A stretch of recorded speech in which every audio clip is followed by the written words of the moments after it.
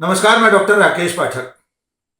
प्रधानमंत्री नरेंद्र मोदी ने बीजेपी संसदीय दल की बैठक में गांधी जी को लेकर एक ऐसा बयान दिया है जिस पर चारों तरफ हैरानी जाहिर की जा रही है।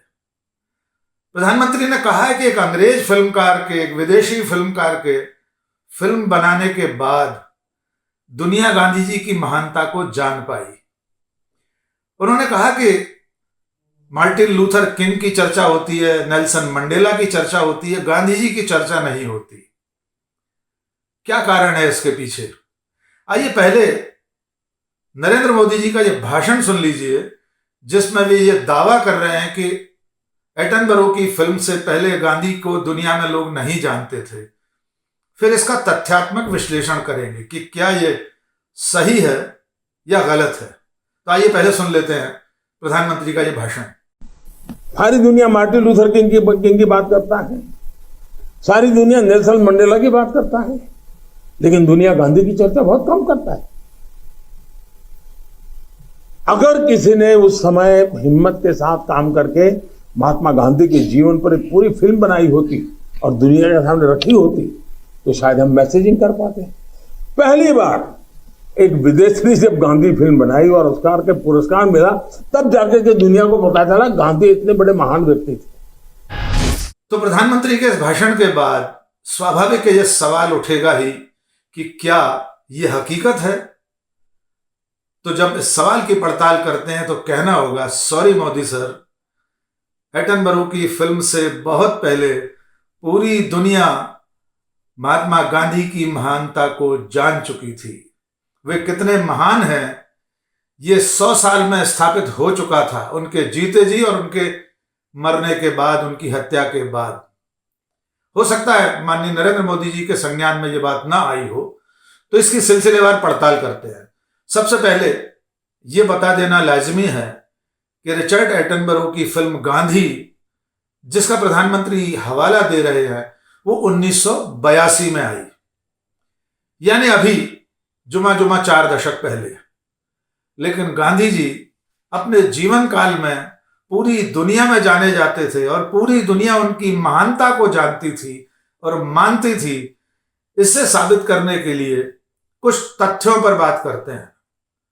यद्यपि कुछ भी साबित करने की जरूरत गांधी जी को लेकर तो कम से कम नहीं है, लेकिन चूंकि देश के प्रधानमंत्री ने कहा है तो यह पड़ताल जरूरी है। तो शुरुआत करते हैं उन 2 नामों के साथ, जिन 2 नामों के लिए प्रधानमंत्री ने कहा कि नेल्सन मंडेला और मार्टिन लूथर किंग की चर्चा होती है, गांधी की नहीं। तो सबसे पहले उन्हीं दोनों के हवाले से यह बता दें कि जिन 2 लोगों के नाम प्रधानमंत्री जी ने लिए हैं, वे दोनों महापुरुष खुद गांधी को अपनी प्रेरणा बताते थे, गांधी को अपना आदर्श बताते थे। पहले बात मार्टिन लूथर किंग जूनियर की। दुनिया जानती है और हम सब जानते हैं, मार्टिन लूथर किंग अमेरिका के एक अश्वेत समाज सुधारक थे और उन्होंने लंबी लड़ाई अश्वेतों के अधिकार के लिए लड़ी थी। वे मार्टिन लूथर किंग 1929 में पैदा हुए और जब वे हाई स्कूल मात्र में पढ़ते थे तब उन्हें एक बार होमवर्क में कुछ लिखने को मिला था गांधी संबंधी विषय।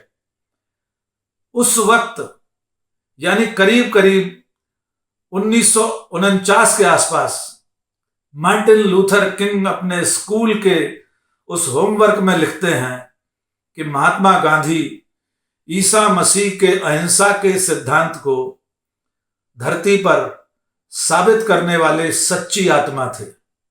ये मार्टिन लूथर किंग लिख रहे हैं। और उसके बाद मार्टिन लूथर किंग ने अपना पूरा आंदोलन गांधी के बताए मार्ग पर ही लड़ा।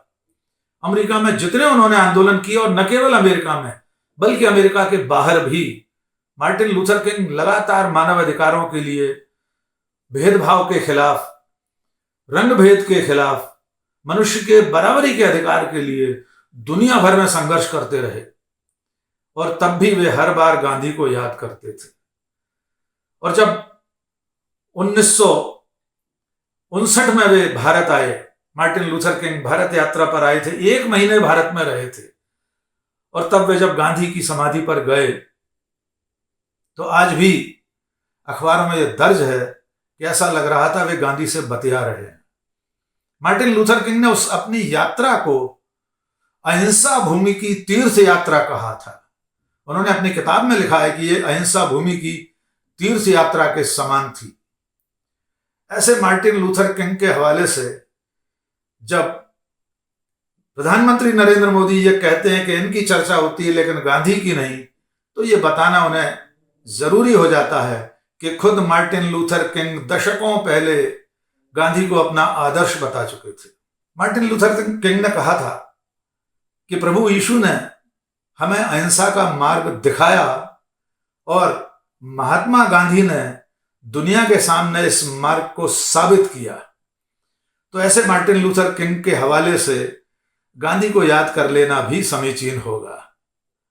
दूसरा नाम उन्होंने लिया नेल्सन मंडेला का। दुनिया जानती है कि नेल्सन मंडेला 27 साल दक्षिण अफ्रीका में रंग भेद के खिलाफ लड़ते हुए जेल में बिता चुके थे और जेल से बाहर आने के बाद उन्हें दक्षिण अफ्रीका में राजनीति में शिखर नेतृत्व करने का अवसर मिला। बाद में जब नेल्सन मंडेला को नोबेल पुरस्कार मिला तब उन्होंने कहा था कि मेरी सफलता का पूरा श्रेय महात्मा गांधी को जाता है। उन्होंने अपने दक्षिण अफ्रीका के पूरे संघर्ष को गांधी की प्रेरणा से ही लड़ा गया बताया था। वे लगातार कहते थे कि भारत गांधी का देश है लेकिन दक्षिण अफ्रीका गांधी का गोद लिया हुआ देश है। तो प्रधानमंत्री जी को कोई जाकर ये बताए कि जिन नेल्सन मंडेला की चर्चा वे बता रहे हैं वे नेल्सन मंडेला खुद मोहनदास करमचंद गांधी को अपना आदर्श मानते थे। और अकेले मंडेला और मार्टिन लूथर किंग ही क्यों, दुनिया में कम से कम 10 ऐसे नोबेल शांति पुरस्कार विजेता हैं जिन्होंने गांधी को इतिहास का सबसे महान व्यक्ति माना है। अल्बर्ट आइंस्टीन 2 अक्टूबर 1944 को गांधी जी के जन्मदिन के दिन संदेश दे रहे हैं कि आने वाली पीढ़ियां ये विश्वास नहीं करेंगी कि गांधी जैसा कोई हाड़ मांस का इंसान भी इस पृथ्वी पर हुआ था। जॉर्ज बर्नार्ड शॉ वे कहा करते थे कि गांधी का महत्व ये सवाल कैसा है, गांधी का प्रभाव इस बारे में पूछना ही क्या। जॉर्ज बर्नार्ड शॉ ने कहा कि जैसे हिमालय की छाप के बारे में क्या पूछना, ऐसे गांधी की छाप इस मानवता पर है। कितने ऐसे उदाहरण हैं कि गांधी को रिचर्ड एटनबरो की फिल्म से पहले पूरी दुनिया जानती और मानती थी। गांधी के बारे में इतनी सारी किताबें लिखी गई, इतना साहित्य लिखा गया है कि ऐसा माना जाता है कि दुनिया में ईसा मसीह के ऊपर सर्वाधिक लिखा गया है, सर्वाधिक लिखित सामग्री ईसा मसीह के ऊपर है। और उनके बाद अगर किसी जीवित मनुष्य के ऊपर उसके जीवन काल में और मृत्यु के बाद सर्वाधिक लिखा गया तो वो थे मोहनदास करमचंद गांधी। खुद उनकी आत्मकथा के अलावा इतने सारे लोगों ने उनकी जीवनियां लिखी हैं। ये लुई फिशर की लिखी हुई जीवनी है, ये विंसेंट शीन ने उनके बारे में लिखा है, ये उनकी खुद की आत्मकथा है। सुशीला नैयर की बापू की कारावास कहानी, अनगिनत किताबें हैं जिनका जिक्र करते करते बहुत समय जाया हो जाएगा। और जब देश के प्रधानमंत्री ये कहते हैं कि गांधी के बारे में चर्चा नहीं होती, नेल्सन मंडेला और मार्टिन लूथर किंग की चर्चा होती है, तब उन्हें ये याद दिलाना भी जरूरी है कि वे 21वीं सदी में खड़े होकर गांधी को एक तरह से नकार रहे हैं। तब उन्हें यह बताना जरूरी है कि 20वीं सदी के प्रारंभ में यानी 1910 में उस वक्त दुनिया के सबसे बड़े विद्वान लियो टॉलस्टॉय, जिन्हें लियो टॉलस्टॉय भी कहा जाता है, वे सुदूर कहीं रूस में किसी कोने में बैठकर मोहनदास करमचंद गांधी के साथ पत्राचार कर रहे थे। गांधी ने पहला पत्र लिखा था और उसके बाद वो सिलसिला जारी रहा। आप कल्पना कर सकते हैं 110 साल पहले दुनिया के एक कोने में बैठे हुए टॉलस्टॉय गांधी की हिंद स्वराज पढ़ रहे थे और उनके उत्तर लिखा करते थे। बड़ी लंबी प्रक्रिया के बाद इंग्लैंड होते हुए रूस पत्र पहुंचते थे और टॉलस्टॉय को गांधी के अंग्रेजी में लिखे पत्र रूसी में अनुवाद करके दिए जाते थे। फिर टॉलस्टॉय रूसी में पत्र लिखते थे, रूसी भाषा में, और उनका अंग्रेजी में अनुवाद करके गांधी के पास पहुंचाया जाता था। गांधी उस युग में दुनिया में इतने जाने पहचाने थे, उनकी महानता इतनी स्थापित थी कि दुनिया के किसी कोने से कोई भी पत्र सिर्फ M.K. गांधी इंडिया लिखकर भी अगर भारत आ जाता था तो वो गांधी तक पहुंचता था। गांधी अपने जीते जी दुनिया के हर कोने में जाने जाते थे। उनके जीते जी दुनिया में और देशों में स्वतंत्रता के संग्राम शुरू हो गए थे, जो गांधी की प्रेरणा से ही लड़े गए। कई देश आजाद हुए गांधी के बताए हुए रास्ते से। और इस वक्त 2021 में अगर भारत के प्रधानमंत्री ये कहें कि गांधी की चर्चा नहीं होती तो सचमुच आश्चर्य होता है। गांधी के ऊपर इतने डाक टिकट जारी हुए हैं, और वो भी उस फिल्म से बहुत पहले, 1982 में आई हुई गांधी फिल्म से कई दशक पहले गांधी पर दुनिया में सबसे ज्यादा डाक टिकट जारी हुए हैं। ये मेरे पास एक किताब है, गांधी इन स्टैम्प्स, आप इस किताब को देख सकते हैं। ये प्रोफेसर पीसी जैन है ग्वालियर के, उनकी लिखी हुई किताब है। ये किताब बताती है कि दुनिया के कितने देशों में, आपको मैं दिखा सकता हूं, दुनिया के अनगिनत देशों में गांधी पर डाक टिकट जारी हुए हैं। उनके बचपन से लेकर उनके स्कूल जीवन की देखिए झांकी डाक टिकट में है। दुनिया के छोटे से छोटे देश, चार्ट से लेकर दुनिया का सबसे बड़ा देश, दुनिया का दरोगा अमेरिका भी गांधी पर डाक टिकट जारी करता है।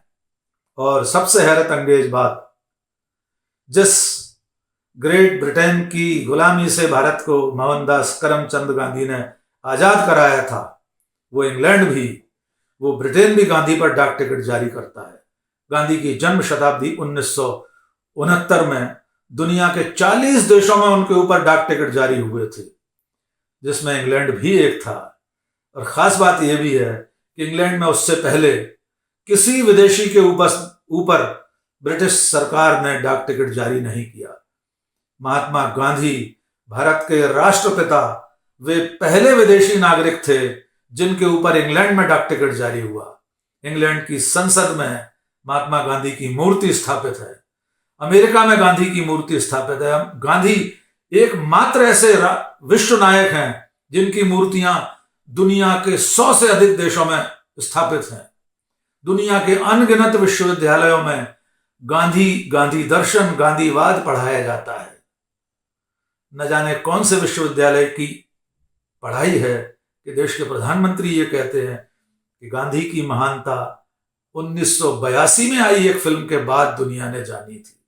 और एक बात, जब महात्मा गांधी की मृत्यु हुई थी तो दुनिया के इतने देशों से वहां के राष्ट्र प्रमुख, वहां के प्रतिनिधि आए थे जितने उस वक्त आ सकते थे। न संचार के साधन थे, न आवागमन के इतने साधन थे। इसके बावजूद महात्मा गांधी की अंतिम यात्रा में दुनिया के अनगिनत देशों से लोग आए थे, और वो अंतिम यात्रा दुनिया के इतिहास की सबसे बड़ी अंतिम यात्राओं में से एक मानी जाती है। संयुक्त राष्ट्र संघ ने गांधी जी के नाम पर विश्व अहिंसा दिवस घोषित कर रखा है। गांधी जी की हत्या के बाद संयुक्त राष्ट्र संघ ने अपना झंडा आधा झुका लिया था, और इसके बावजूद अगर कोई हमारे देश का मुखिया 2021 में अगर ये कहे कि गांधी को एक फिल्म के बाद दुनिया ने जाना, गांधी की महानता को एक फिल्म की वजह से जाना गया, तो सचमुच अफसोस की बात है। फिर भी गांधी को देखने के सबके अपने अपने नजरिए हैं, सब अपने तरीके से देखते और जानते और पहचानते हैं उन्हें। लेकिन दुनिया आज भी गांधी के रास्ते से ही लोकतंत्र की लड़ाइयां लड़ रही है। इस वक्त यूक्रेन में युद्ध चल रहा है। अगर आपने वे दृश्य देखे हों कि यूक्रेन के नागरिक रूसी टैंकों और बख्तरबंद गाड़ियों के सामने खड़े हो जाते हैं, तो ये भी अहिंसा का, गांधी का बताया हुआ मार्ग ही है। और आखिर में गांधी को अपनी अपनी नजर से देखने वालों के लिए, नेक नजर और बद नजर से देखने वालों के लिए सिर्फ एक शेर, नेक ने नेक, बद ने बद नजर से जाना मुझे, हर किसी ने अपने ही रुतबे से पहचाना मुझे। तो माननीय प्रधानमंत्री अपने रुतबे से आज गांधी को पहचान रहे हैं, पहचानने की कोशिश कर रहे हैं। 2 अक्टूबर और 30 जनवरी को पूरी तरह झुककर उन्हें प्रणाम कर रहे हैं। यही गांधी की असली ताकत है। आज बस इतना ही। बहुत बहुत शुक्रिया। जय हिंद।